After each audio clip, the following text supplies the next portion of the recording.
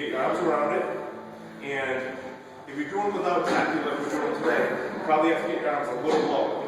And you're using stuff we call tacky, which is essentially a pilot hitch. So it makes it sticky if you hold your forearms. Stick with these a lot better. We use it in competitions, so we use it in training. I like doing a lot of training without tacky because I think it's a little, it works a lot more muscles, a little more natural than without tacky, and I think it's a little more badass when the competition is allowed. So that's why I want to train doing it. I don't want to give up 100 pounds on a stone just because I decided not to use some sticky. The other thing is, you know, it's really awesome. You can lift, you know, for instance, my max without tacky might be that 240 pound stone, let's say. My max with tacky might be 375 pounds. Like it makes that much of a difference. So and it works different muscles too on you. So when you do without tacky, you're going to be taxing your forearms, your arms, your hands a lot more. With tacky, it's going to be taxing your hips, your back, and your hamstrings a lot more than anything else. So it's good to learn how to work all the muscles basically to the max effort. You get as strong as you can with that. So we're back to the starting position, under my center of gravity, hands up and down, arms straight up and down, not like this. Lift it, put it in the lap, get down, hands over. Then you want to do the same thing as you did the wall. Get to here, you drive your hips forward and roll it upwards.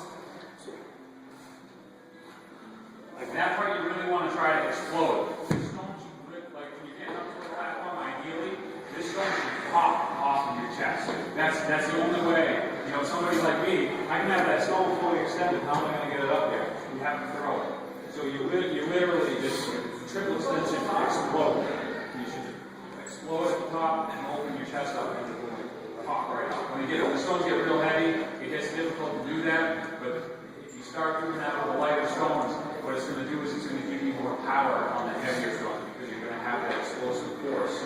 And the heavier stones are going to kind of come up slow. But if you don't practice that explosion with the lighter ones, they might not come up at all. So go over to the classic. How you want it. You want the stone, you want to go right on top of the top. I'm just going to move this because I'll be a little bit my way. So you don't want the stone right up near the platform. You want it about this far away, so it gives you a little distance to move around. So you're going to set up. You see what? Now in competition, you're going to set up for your first stone. You get all the stones, they'll let you get the stones where you want them before, up, down, whatever side you want, top, like that. And usually in competitions, they'll make you start your hands on the platform. Then they're going to blow the whistle, and then here's where you got to start moving fast. So you're going to be thinking in training, you think, oh, I have plenty of time to do it. No one's telling you how fast in competition. You want to make sure you do it fast. So get ready, blow the whistle, we're going to go down, grab, go to here, then pop up. Now when he puts in his lap and puts his hands up, then he always goes either around the circumference or over. One of the most common things I think we see when we teach people stones is that they pick them up and they go to pick it up like this. Yeah. And place it on it. So it goes back to what we were saying before. When you're picking up your body, you don't want to pick it up like that. You also don't want to do that in the mid-range. So you want to go around and pop it up. Now, you want to grab the pads. Hey Josh, what pads we're going to do the drops? Are those over there? Yeah, we can do it. Okay.